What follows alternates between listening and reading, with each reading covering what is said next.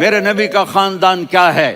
میرے نبی نے فرمایا اللہ نے آدم کی ساری اولاد سے عرب کو چنا، عرب کی ساری اولاد سے مضر کو چنا، مضر کی ساری اولاد سے قریش کو چنا، قریش کی ساری اولاد سے ہاشم کو چنا، اور ہاشم کی ساری اولاد سے اللہ نے مجھے چنا۔ میں سب سے اعلیٰ خاندان کا ہوں، عالی نسب ہوں۔ میرے اللہ نے میرے 10 نام رکھے ہیں، میں محمد، میں احمد، میں ماہی، میں حاشر، میں عاقب، میں فاتح، میں ابو القاسم، میں طٰہٰ، میں یاسین۔ یہ جو مائیں بیٹھی ہیں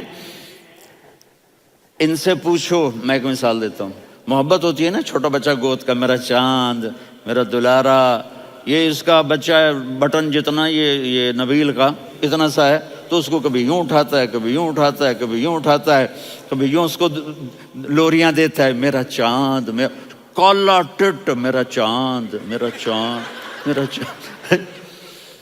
تو میرے رب کو اپنے حبیب سے محبت ہے، تو صرف محمد نہیں کہتا، چونکہ محمد کہنے سے محبت کا فلو نکلتا نہیں، تو اللہ نے اپنی محبت کے فلو کو نکالا۔